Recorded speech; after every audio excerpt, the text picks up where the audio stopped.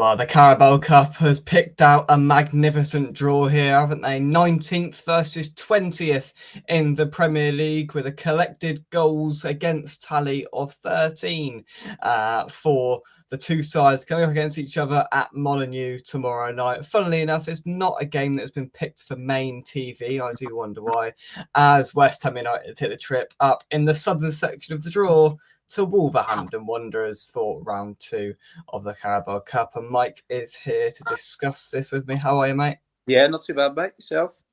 Yeah, loving life. A good bank holiday Monday. Have you profited on a nice day off? Yeah, I've had a nice day off, a nice quiet one for a change. We've had a couple of busy days, so yeah. Good, jolly good. Now, obviously a disaster on Friday night, and we come into this game and it's almost a bit of an afterthought. No one's really talking about it. Everyone's just ugh.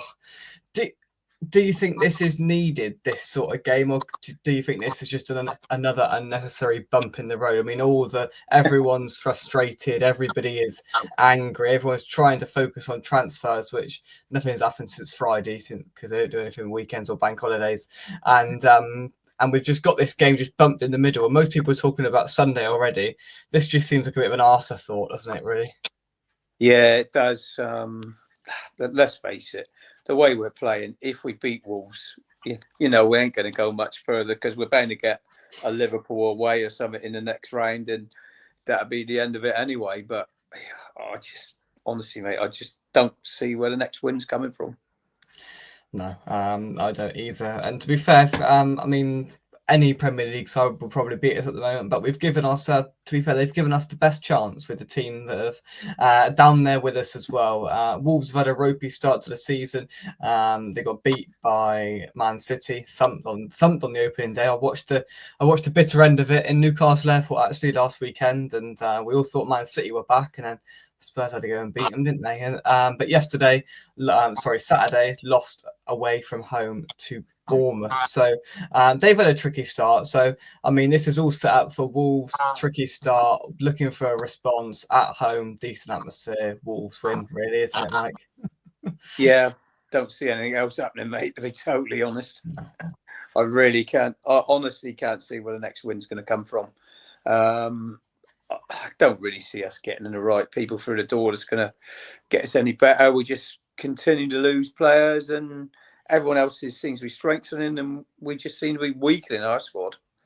Absolutely, yeah. This is a poignant comment. Sharky, why did West Ham put us through so much rubbish? Do you know what? I think I've had that consideration on an hourly basis since the start of the season. That has, in some form, manner or way, passed through my mind every hour that I've been awake, probably since 5 o'clock on last Saturday when I departed the Stadium of Light. It is dreadful, isn't it? And look, in these sorts of games, as we kick off the season, we look to see what other players are like and rotate it around. But we can't actually do too much rotation because we haven't got players to rotate, Mike. We probably change 3 or 4. But apart from that, Potter's forced because there isn't anyone else apart from youth players unless he wants to go down that route. Do you know what? I think he's going to have to. I just don't see what else he can do.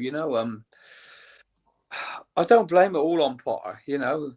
The keeper's come in and he's been awful, and he's given the defence, who have been shaky as it is, no confidence at all.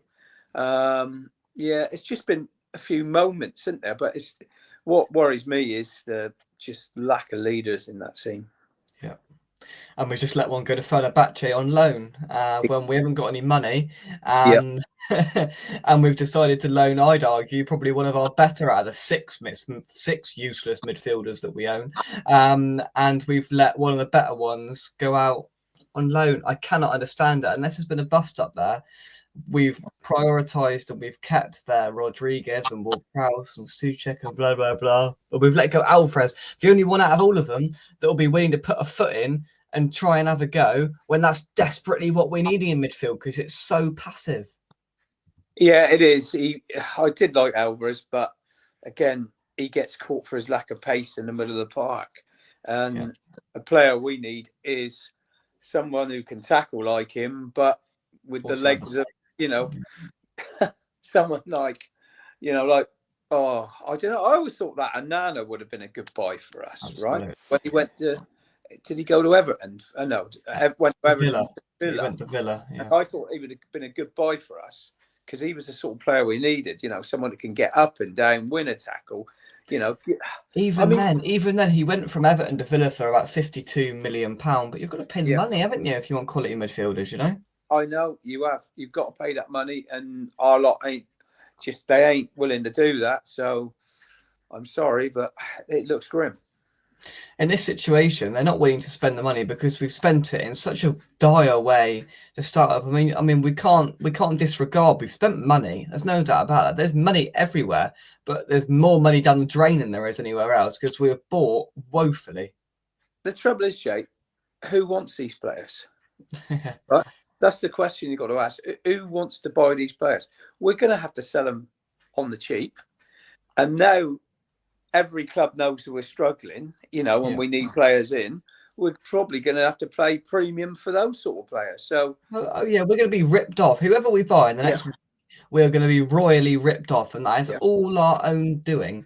And I mean, even today, it's coming out that we let Emerson go for free. We let Alvarez go for free. We're going to let Rodriguez go for free. We're like a charity, Mike. Yeah. Well, it's run like a bleeding circus, mate. We know that, don't we? We do know that. I honestly, who would really want to come to West Ham at the moment? Exactly. That's the question you've got to ask. Yeah, who in their right mind? They're looking at thinking, you know, they had a poor season last year. They've had an awful start.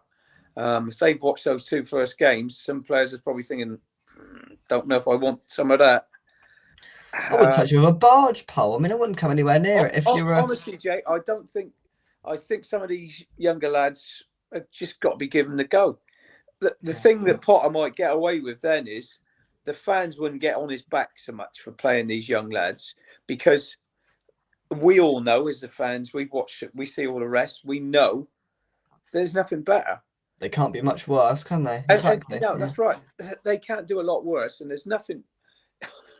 There's lack of experience, but they might just have to learn on the job. Indeed.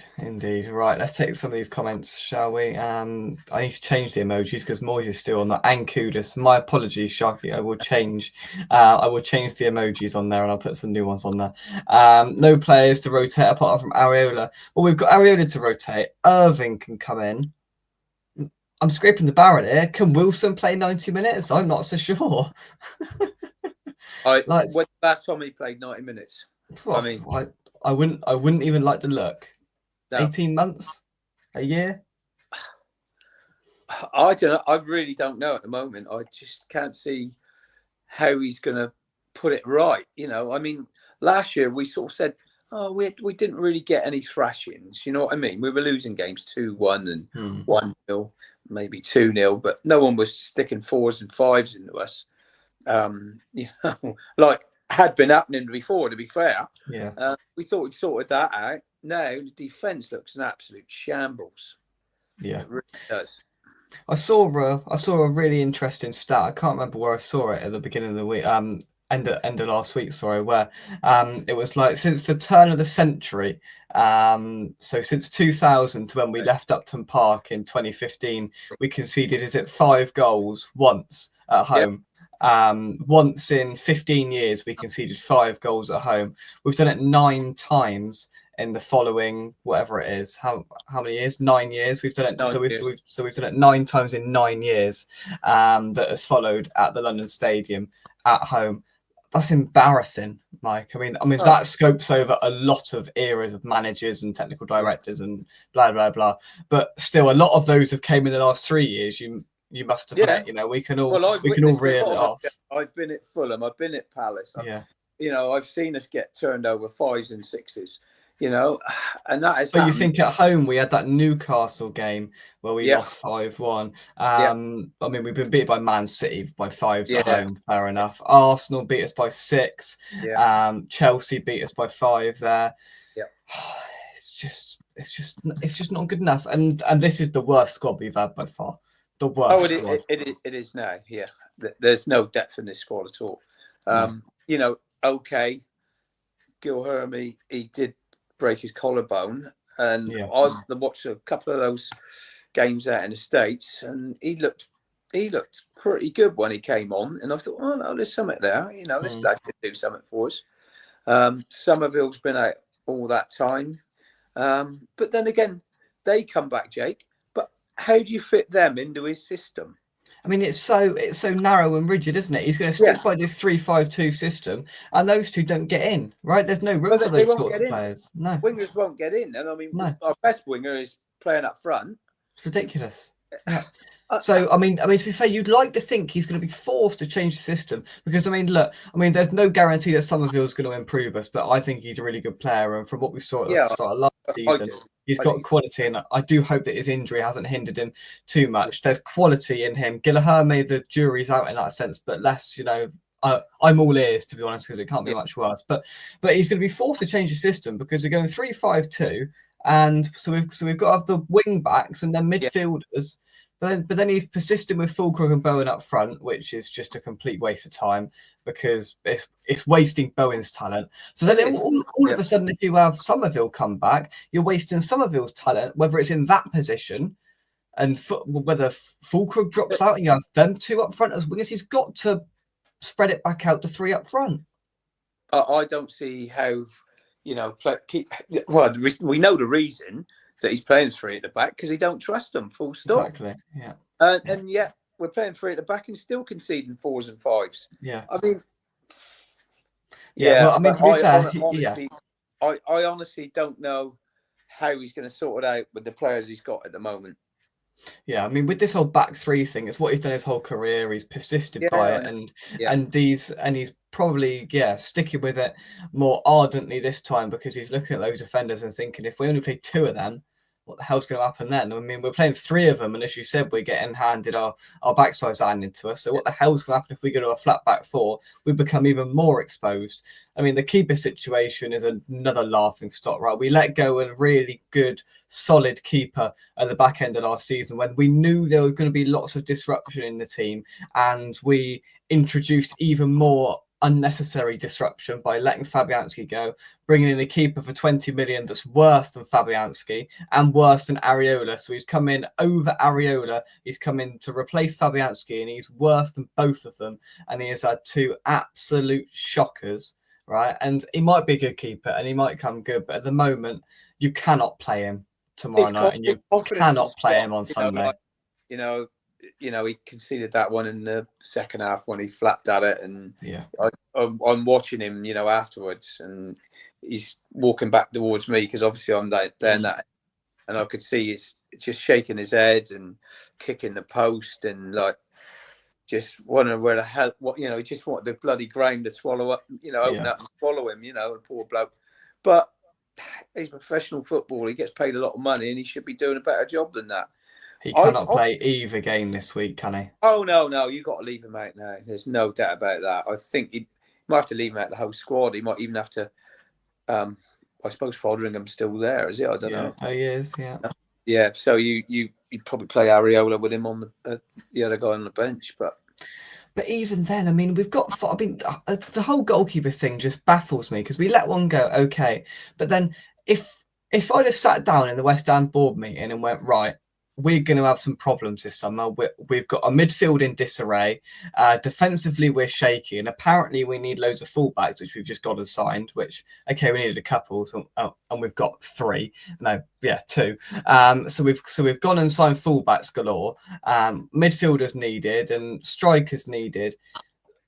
So surely if it was me, I'd have went, right, okay, we haven't got a lot of money and we haven't got a lot of money to play with here. We've got Fotheringham there, and we'll have a keeper in the youth setup. If they really don't rate Fotheringham that much, get rid of him, right? If he simply cannot be a number 2, if he has to be a number 3, why are we paying him to start with? Why is he on the books? Put a young keeper. A youngster like Terry or something like that. Exactly, right. So it's pointless having him on the books if you can't even trust him as a number 2, nor under a number 1. So if it were me, I'd have gone, right, we don't need to sign a keeper. Let's elevate Fotheringham up to number 2. It can't be that bad, right? put him at the number 2, and then put a youth keeper in the number 3, and let's insert our funds and focus into where it really needs to go. And I mean, that's proven probably the right thing to do now, because you look at the midfield and you look at the failed goalkeeper we've signed. It's just been a complete and utter waste of time, Mike, isn't it? Absolutely, mate. Yeah, absolutely. We've got to remember the sort of characters that we let go. Yeah. Experienced players like Fabianski, Creswell, Kufel, those guys were, good characters and good leaders, people, I know like Danny Ings never played or whatever, but, those sort of guys have been around and had plenty of experience. Yeah, and then we hear today that Moyes wants Souček, and that'll be a final nail in the coffin of it, wouldn't it? It would be unrecognisable. But if he goes to Everton, he'd do really well under Moyes. He will do really well because he loves that sort of player and he plays to that sort of player. And Souček will score goals galore for him. Oh yeah, absolutely. He'd be Fellaini, wouldn't he? Again.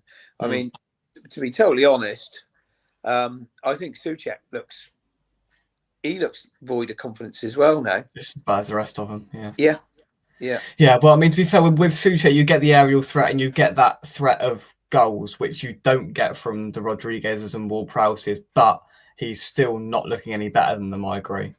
But, like Souček, he was playing, in the middle, we were playing a 3-4-3 or a 3-5-2 or whatever. And, swap and change it, don't they? From.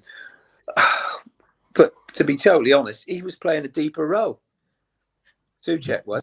Yeah. He didn't get forward at all, hardly. He's stuck in his own half. So then that completely nullifies his purpose. Yeah. And then you've got, you might as well not have him on there if he's not going to get forward. Exactly. Yeah. No, for sure. Right, let's hear some comments. Chris, hope you well. Happy with Hermanson? Yeah. No is the blunt answer to that. He has been awful, but there we are. Think we may have dodged a bullet with Potter. Look, I can see people have gone at Potter and absolutely putting the keeper in at the deep end and persisting with the players in midfield not playing Potts. I mean, there is blame that needs to be directed towards Potter, and I don't doubt that one bit. But this is systematic. This is years and years of decline and failure and a complete inability to recruit in a sufficient manner. Right, this implosion has been coming for years. It's been coming since Rice left, right? And we can't deny that. No, that's right. Yeah, it's this. we had a good season 3 years ago, obviously, but that wasn't a great season league-wise. Exactly. We did well, and David Moyes won us that trophy. Great, but I was at a few games where we were absolutely abysmal and got hammered 5s and 6s. So winning the conference was great for the fans. We don't get me wrong. I would have took a poor season, stay up and win that all day long. Great for the fans, but league-wise, nothing has changed. Yeah, we are not. We're not competing. We're honestly, we look like a team now void of any ideas, and this has been happening for a long time, Jake. I think. I don't know what he can do because I think it needs a total revamp.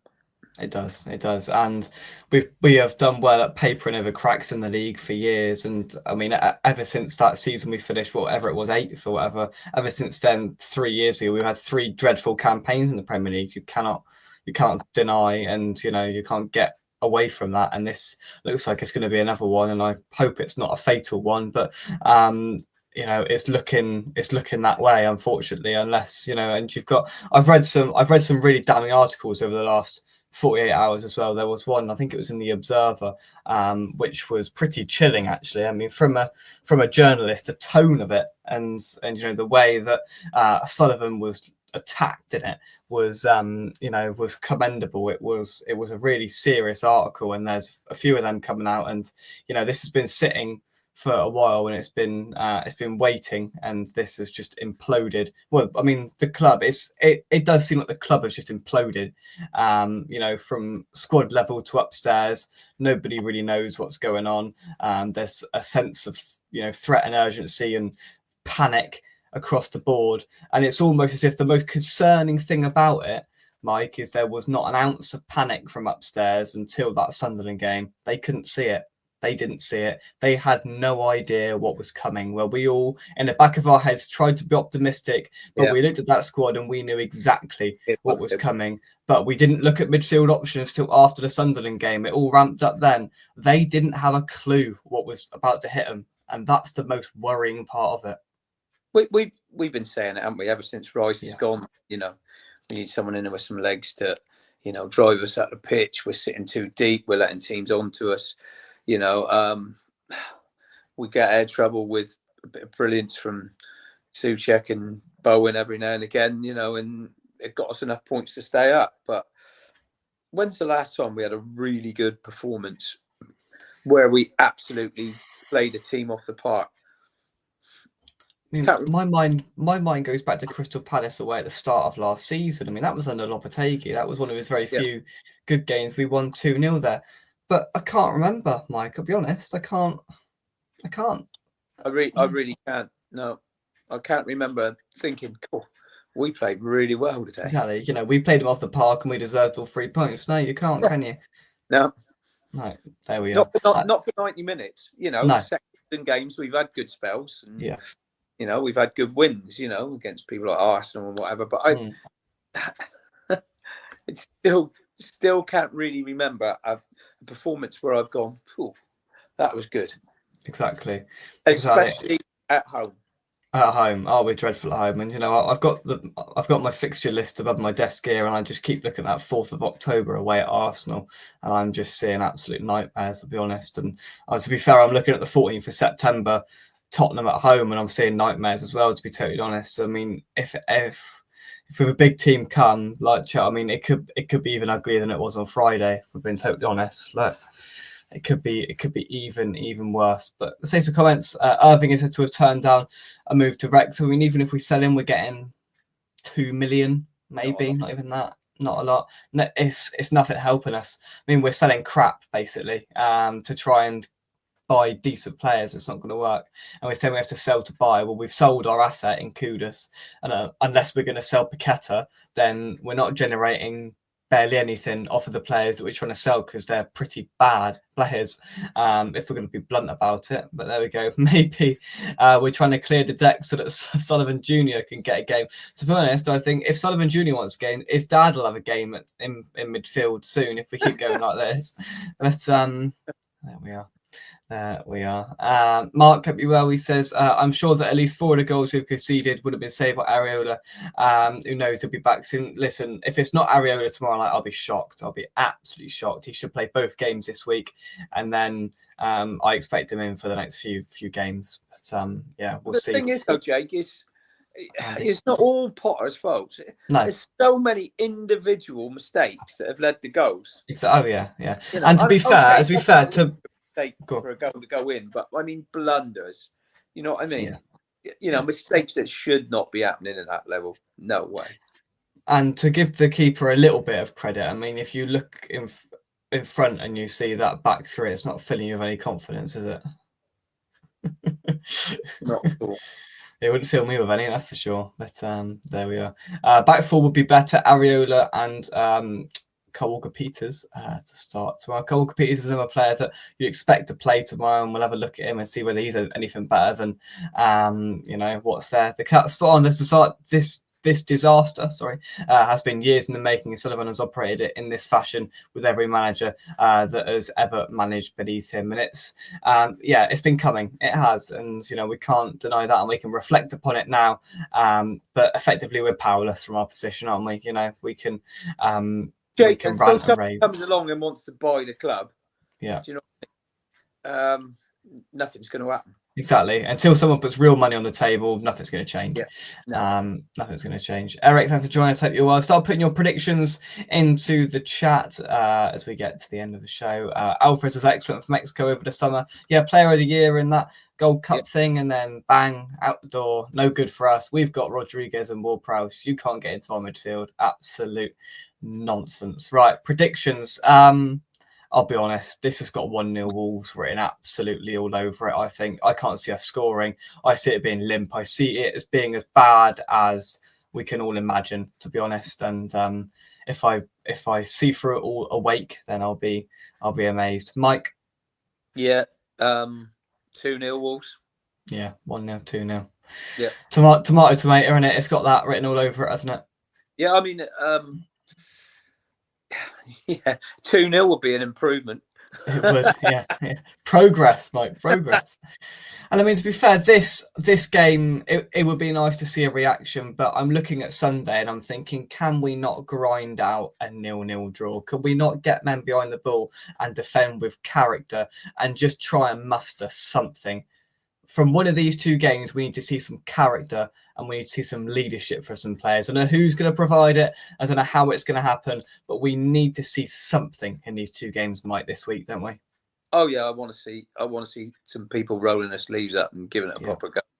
Absolutely. And like concede one, keep your heads up, keep going, and try and get one back. Exactly. I mean, when we went 1-0 up, what do we do? Sit back again. Yeah. I mean, as soon as we go 1-0 up, that's it. We go into that defensive mode. We drop back and back and back. And like Chelsea's centre half is playing, on the edge of our 18-yard box. And then once we go behind, once it's 2 on a 3, when it's a foregone conclusion, don't bother start the car. It's yeah. I mean, to be fair, they should say, "Oh, that's it. We're gone. We're dead." Yeah. Show some fight. Lone Star says West Ham can't defend crosses. I changed that comment to West Ham can't defend at all. But yeah, we can't defend crosses or anything. To be totally honest, the confidence has gone.